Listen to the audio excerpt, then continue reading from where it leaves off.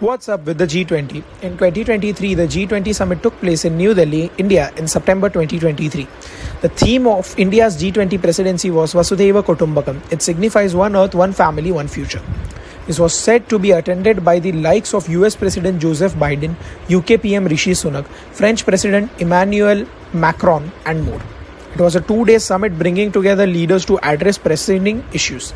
And ahead of G20 summit, what had happened? The Indian government had released some booklets. One of them was called Bharat, the Mother of Democracy. What was it all about? The booklet was released at a time when Indian President Draupadi Murmu's G20 dinner invitations were in the same name of President of Bharat. It had triggered controversy and speculations as to whether the Indian government has plans to rename India. Bharat, the Mother of Democracy, is said to trace the roots of Indian democracy back in 6000 BCE. So this may showcase commitment to democratic principles. And while some have questioned the use of name Bharat, it is said that Indian constitution begins with the words Bharat.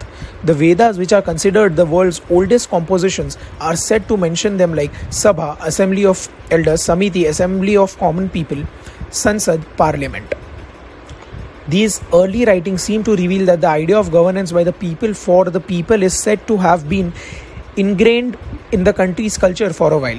The Ramayana and Mahabharata are two tales of India that are said to serve as living guides to democracy. In the Ram Rajya, which is the rule of Lord Rama, it is said that the ideal government is found where the welfare of the people reigns the supreme. The Mahabharata is said to show that democracy is about securing prosperity and happiness of the people.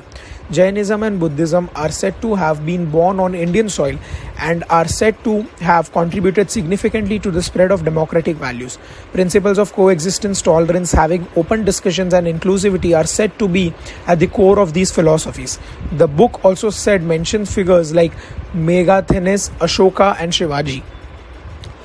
There was also a mention of foreign traveler who came to India and discovered the culture of service to people befitting people around the world coming to visit New Delhi for the summit. And the Kautilya's Arthashastra is said to emphasize the deep-rooted value of serving, not ruling.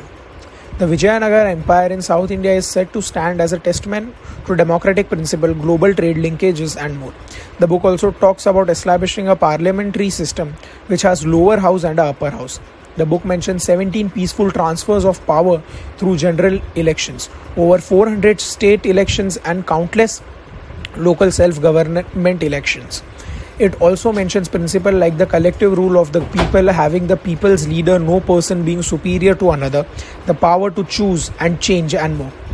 It looks at what the Indian Constitution says about the people, establishing that the Election Commission of India trains over 40 countries on how to run elections. That being said, many have critiqued some aspects of the booklet in terms of nuisance of democracy and how is it applied over time. Nonetheless, the PM Narendra Modi is formally handing over the G20 presidency to President of Brazil in September 2023. Will the values mentioned in the booklet stand the test of time? Are these principles that have been mentioned over the years keeping on? Or with the rapid evolution of technology, core values erode? Or would their necessity be magnified over the years? Only time will tell.